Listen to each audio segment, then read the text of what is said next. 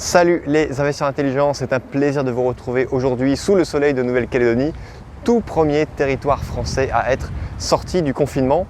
Et donc, je vais faire cette vidéo en réponse à un post YouTube que j'ai publié donc récemment avec 4 photos de fissures, 4 photos que je vous remets juste là.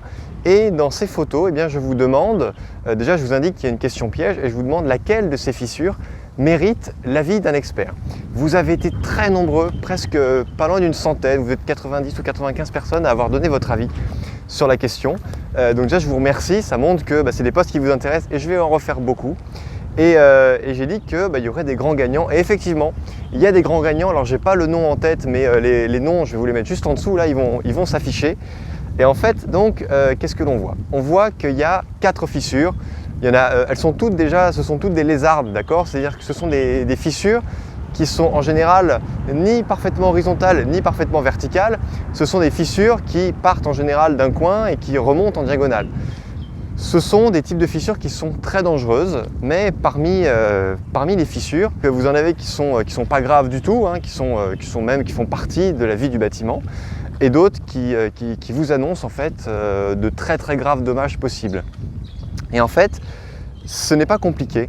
Ce que j'ai voulu vous faire dire en fait par l'intermédiaire de ce post, c'est que toutes les fissures, du moment que vous n'êtes pas un expert, vous devez absolument appréhender toutes les fissures avec la même gravité. Dites-vous que la fissure numéro 4, celle que je vous mets juste là, on peut y passer à des endroits, on peut limite y passer les doigts tellement elle est large. Mais cette fissure-là, au début, lorsqu'elle est née, elle était tout simplement fine comme un cheveu, d'accord? Après, elle a été fine comme 2 cheveux, après elle a commencé à faire plusieurs millimètres et elle s'est agrandie, d'accord? C'est une fissure qui a forcément été évolutive et toutes les fissures sont comme ça, d'accord? Donc les autres fissures que je vous ai mis sur les autres photos, rien ne vous dit qu'un jour elles ne deviendront pas aussi larges que les autres fissures. Ce que je veux vous dire par là, c'est que vous devez être très très précautionneux. Moi par exemple, là, j'avais fait une vidéo il y a déjà un certain temps, je vous mets le lien juste au-dessus, une vidéo dans laquelle je vous dis que j'ai failli perdre 200 000 € en achetant un immeuble que finalement je me suis rétracté parce qu'il y avait donc une fissure qui m'inquiétait. J'ai demandé l'avis d'un expert, ça m'a coûté 250 € et cet expert m'a dit « Rodolphe, surtout tu te rétractes impérativement parce que c'est tout simplement un immeuble qui est en train de s'effondrer ». Cette histoire-là, c'était il y a plus d'1 an maintenant et cet immeuble-là est toujours placé en arrêté de péril, ce qui n'était pas le cas lorsque j'ai signé le compromis de vente pour cet immeuble. Autant vous dire que j'aurais eu d'énormes soucis financiers, j'aurais eu d'énormes problèmes j'aurais eu beaucoup de difficultés à me relever de cette situation-là parce qu'on n'aurait même pas pu invoquer la clause de vice caché parce qu'il n'y avait pas de vice caché, cette fissure n'était pas cachée. J'achetais avec pleine connaissance de cette fissure. Donc, chers amis, dans les personnes qui ont répondu, aux très nombreuses personnes qui ont répondu à ce post, il n'y a pas d'ingénieurs travaux, il n'y a pas de personnes qui sont ingénieurs béton ou ingénieurs structure. Donc vous devez impérativement appréhender gravement la moindre petite fissure, d'accord? Certes, il y a peut-être des fissures qui vont être dues à une mauvaise qualité de peinture et donc c'est juste la peinture qui va être craquelée et dans ce cas-là, effectivement, on est tous d'accord, c'est pas grave. Mais vous avez aussi la fissure qui vous annonce que, il y a probablement des gros problèmes au niveau des fondations. Je vais vous faire le parallèle avec une maladie. C'est un petit peu la différence entre une migraine qui va se soigner avec un Doliprane et au bout de 2 heures, hop, c'est terminé, on passe à autre chose. Et puis de l'autre côté, vous avez également la migraine qui vous annonce que doucement, vous êtes peut-être en train de faire un accident vasculaire cérébral ou en tout cas une maladie qui est bien plus grave que ça.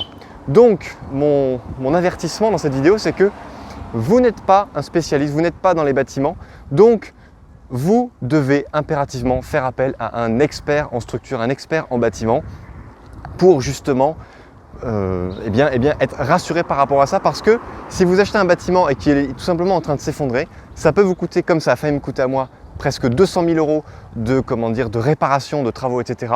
Et si aujourd'hui, chers amis investisseurs, vous êtes prêts à acheter un bâtiment qui a des petites fissures par-ci par-là et qu'avant de signer l'acte authentique de vente, vous ne prenez pas le soin de faire passer un expert en bâtiment qui va vous coûter 150 ou 200 €.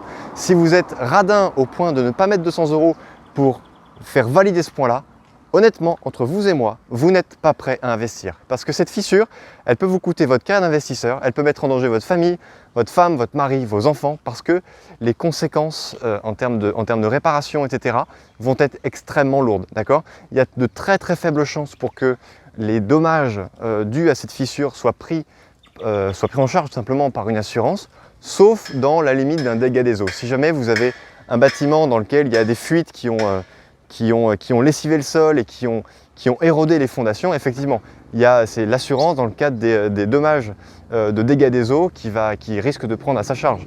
Mais si vous achetez un immeuble qui, en plus, moi dans mon cas, était loué, eh bien, j'aurais dû reloger à mes frais les locataires dans un hôtel ou dans un autre établissement le temps des travaux. Il aurait fallu poser un arrêté de voirie, reprendre les fondations sous l'immeuble, des travaux, donc des reprises en sous-œuvre. Ça aurait pu être dramatique pour ma situation.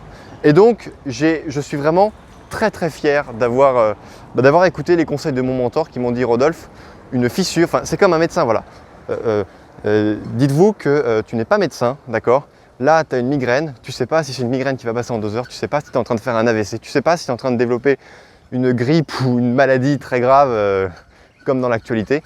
Donc, tu ne laisses pas de doute à ça, d'accord ? Tu vas être pieds et poings liés avec une banque pendant 25 ans pour 200, 300, 400 000 euros. Tu dois donc faire impérativement attention.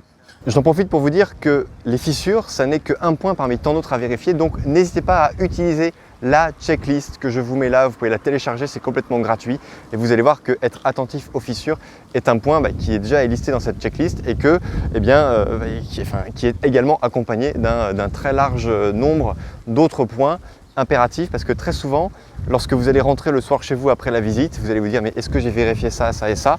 Au moins, si vous faites et que vous pointez avec un petit check chaque point qui est écrit sur la checklist: oui, j'ai bien vu qu'il y avait un raccordement électrique, oui, j'ai bien vérifié qu'il y avait telle sécurité au niveau du compteur électrique, oui, j'ai bien vérifié, etc., etc.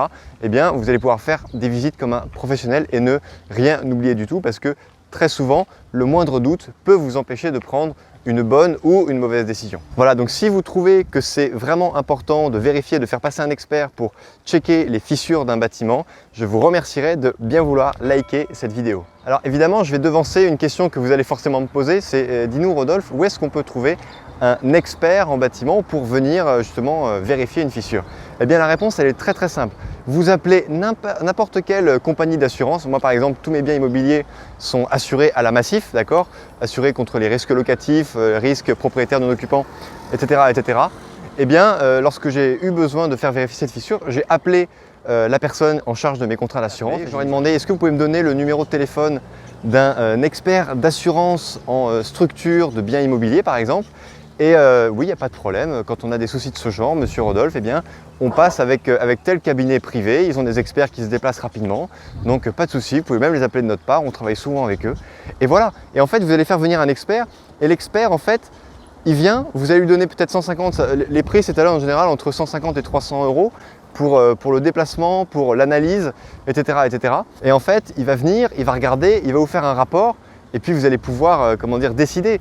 Mais l'expert, ce qui est bien avec lui, c'est qu'il n'est pas intéressé, d'accord ? Lui, ce qu'il fait, c'est que vous mandatez sa compétence pour vous dire si oui ou non il y a un risque. Lui, il a aucun risque à vous dire que le bâtiment va tenir ou pas. Il va regarder la fissure et comme c'est son métier, en un clin d'œil, il va vous raconter la vie du bâtiment. Ces gens-là ont vraiment de l'expérience et moi, lorsque j'ai eu besoin de faire appel à eux, lorsqu'il a vu la fissure, il m'a dit: voilà, ici il y a une fuite en dessous, le bâtiment il est en train de se cisailler, il faut s'attendre à mettre en place des micro-pieux, à rehausser le bâtiment. Il ne faudra pas forcément le raser, mais il va falloir faire de très très lourds travaux, des travaux dont le montant va s'élever à un prix équivalent au prix de la vente. Donc voilà, donc effectivement, le bien qui était très rentable à la base ne devient absolument plus rentable du fait de ce paramètre, ce qui fait que je me suis rétracté de la vente tout simplement. Donc écoutez toujours l'avis des personnes qui vont être complètement désintéressées dans la vente, parce que moi, en l'occurrence pour ce bien-là, il y avait un agent immobilier qui m'avait soutenu qu'il s'agissait simplement d'une fissure esthétique, d'accord? C'était la peinture qui avait craqué, alors qu'en fait la fissure était traversante sur un mur porteur, qu'elle se répandait sur des poutres et que voilà, le bâtiment prouvait des graves crises de grosses menaces. Même certains locataires disaient qu'ils entendaient des craquements la nuit. Donc non, attendez, il faut pas. Pourtant le bâtiment semblait être en parfait état. La toiture avait été rénovée, il y avait eu beaucoup de frais de fait, mais il y avait des choses qui montraient en fait que le bâtiment eh bien, était doucement en train de bouger. Là, il y a une technique que j'utilise maintenant, c'est lorsque vous avez une porte, n'importe quoi, une porte dans un appartement, si lorsqu'elle est complètement, vous la laissez mi-ouverte, si lorsqu'elle est mi-ouverte, eh bien, elle se referme ou elle s'ouvre toute seule, bah, ça montre qu'elle n'est pas droite du tout. Et en général, un artisan qui pose bien, lorsqu'il pose la porte, eh bien, la porte elle ne bouge pas, elle est parfaitement à l'équilibre. Donc si elle a été bien posée mais qu'elle se met à bouger, c'est que toute la structure a bougé. Donc voilà, c'est un petit test. Vous pouvez regarder aussi, est-ce que les fenêtres ferment bien? Est-ce qu'au niveau des volets, ça n'a pas bougé? Parce que le volet ne va pas se déformer alors que la structure du bâtiment, elle, peut se déformer. Donc voilà, ce que vous devez retenir, c'est que même si les bâtiments qui s'écroulent et les fissures, etc. sont quelque chose qui est quand même assez rare, il n'est pas impossible d'en trouver, mais si vous en trouvez une, d'accord, soyez précautionneux et surtout n'oubliez pas qu'il ne faut pas être aveuglé par la rentabilité d'un bien, d'accord? Vous regardez, vous négociez. Une fois que vous avez signé le compromis de vente, vous avez encore 10 jours devant vous pour faire passer des experts et vous rétracter de la vente. Et vous pouvez également mettre une condition suspensive dans le compromis de vente qui permettra de continuer la vente ou de vous rétracter en fonction des conclusions du rapport d'un expert. Voilà. Donc, chers amis, cette vidéo est terminée. J'espère qu'elle vous a plu.